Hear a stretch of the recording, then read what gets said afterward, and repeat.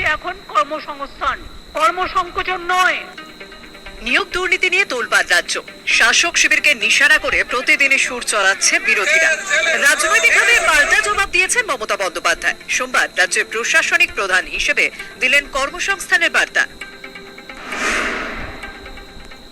আপনাদের বাইরে যাওয়ার দরকার নেই, চাকরি আপনার ঘরের সামনে আপনাকে ডাকবে, আপনাকে শুধু খোঁজ রাখতে হবে।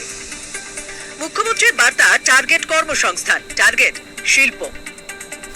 বড় ইন্ডাস্ট্রি হচ্ছে, দেউচা পাঁচবি হচ্ছে, ওটা হয়ে গেলে 1 লক্ষ ছেলে মেয়ের কর্মসংস্থান হবে।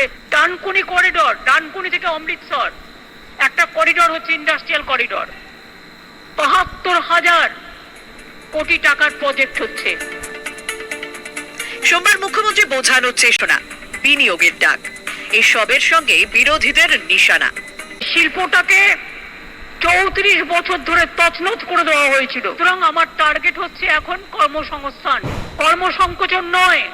সব যদি বিক্রি হয়ে যায় তাহলে আমাদের ছেলে মেয়েরা কি করবে? তারা শাসক দল দিল্লিতে, তাদের পার্টি সবচেয়ে বেশি চায় না কর্মসংস্থান হোক, চাকরি হোক, শুধু এজেন্সি রাজ চলছে, কোনো উন্নয়ন বলে কিছু নেই।